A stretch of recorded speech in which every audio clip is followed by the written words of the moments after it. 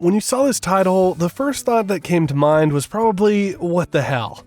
I totally understand, but hear me out. Subway is one of the biggest fast food chains in the world. So how come a company that is quite successful be so hated? Well, as the saying goes, the bigger you are, the more hate you get. No one said this, by the way. The point is that Subway does have some haters, and in this video, you'll find out why. But as always, let's learn how they became this big franchise.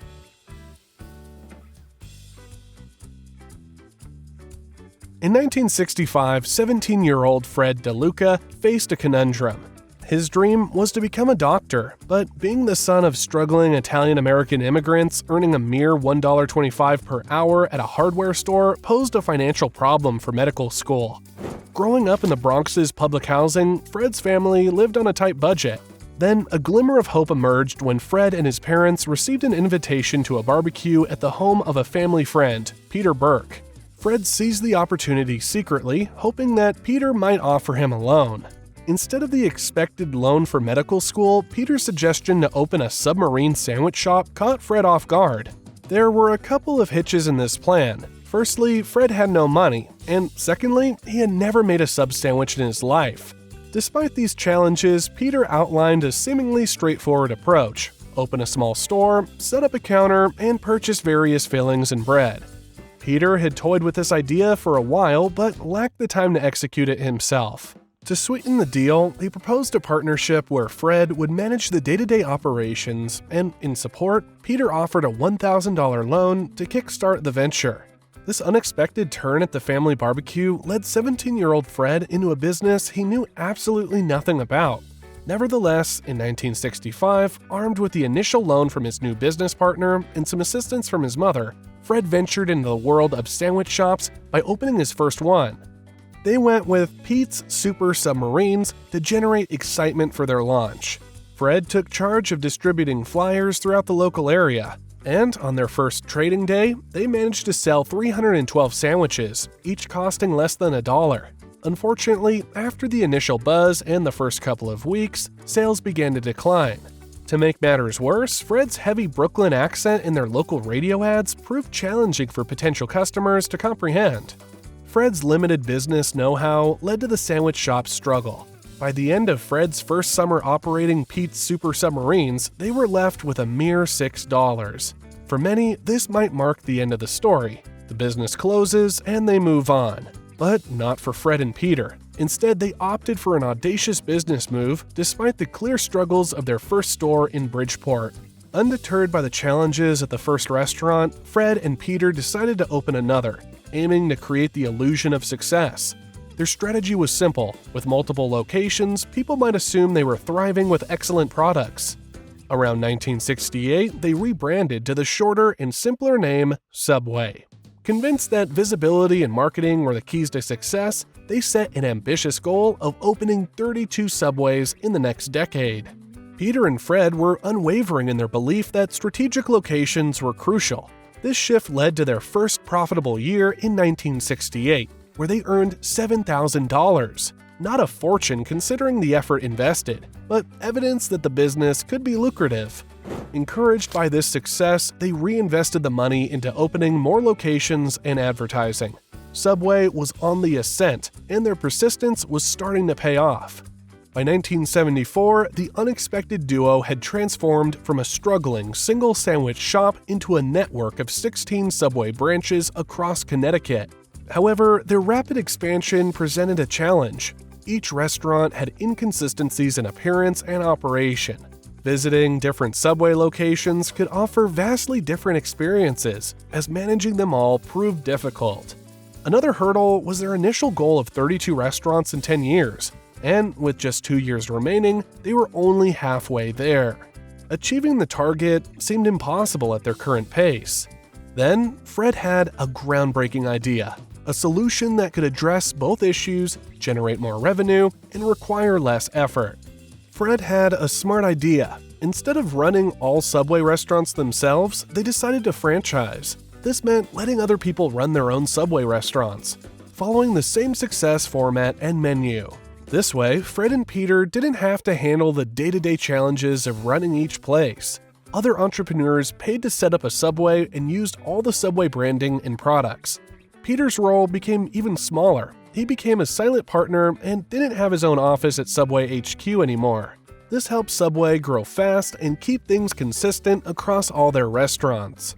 The company was good for a long time, but their problems didn't come until after an incident. Subway faced big problems after Fred DeLuca, the person who helped build the company, passed away due to leukemia. His absence meant the company had trouble making decisions and adapting to changes. This played a big part in Subway's decline. This was the part where Suzanne Greco, his sister, came into the picture.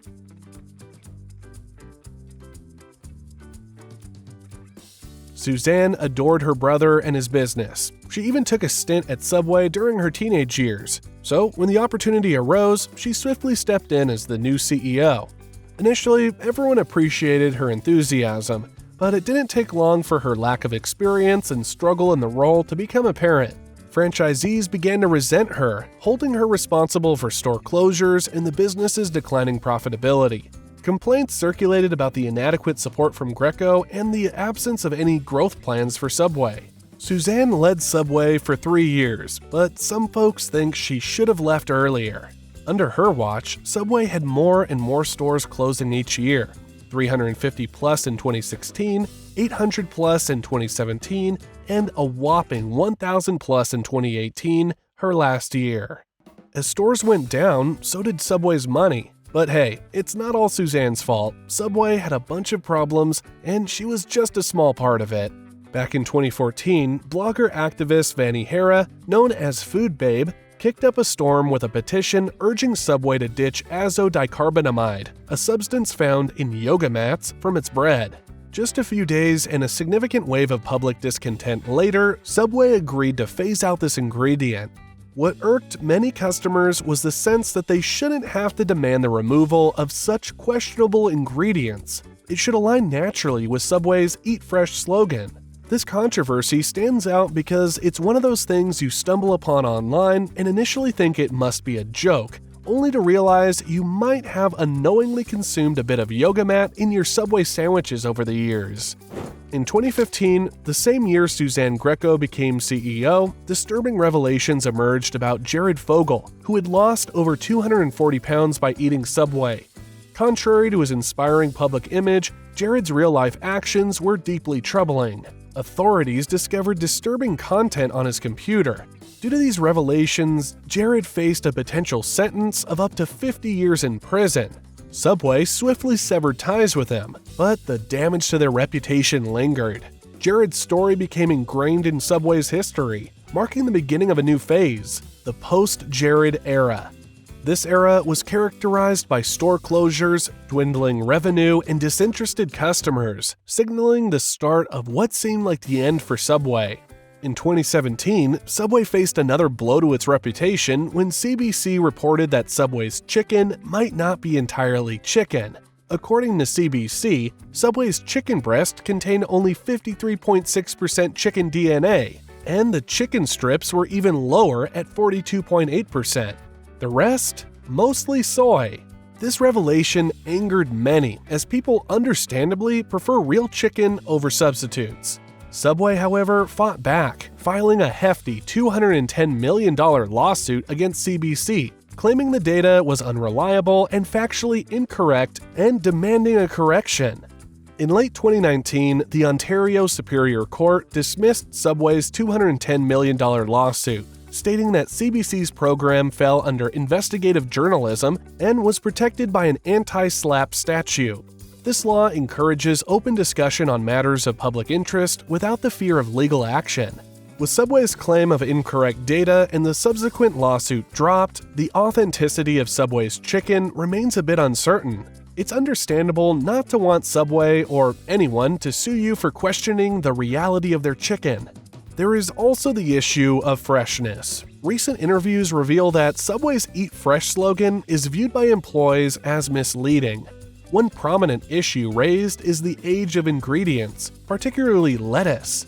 Allegedly, by the time it reaches Subway, it can be anywhere from 10 to 15 days old. Considering most franchisees receive vegetable supplies weekly, that lettuce might be up to 22 days old when it ends up on your sandwich.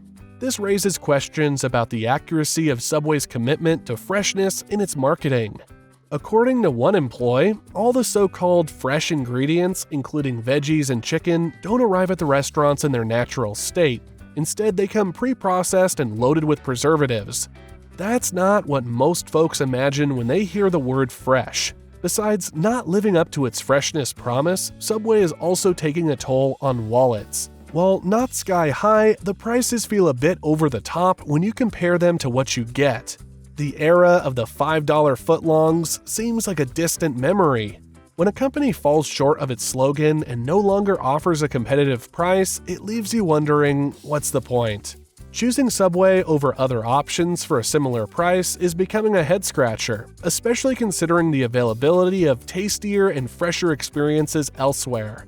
We've come to the end of today's video. Let me know your experiences with Subway in the comments. As always, make sure to subscribe to the channel if you haven't already done so, and I'll see you in the next one.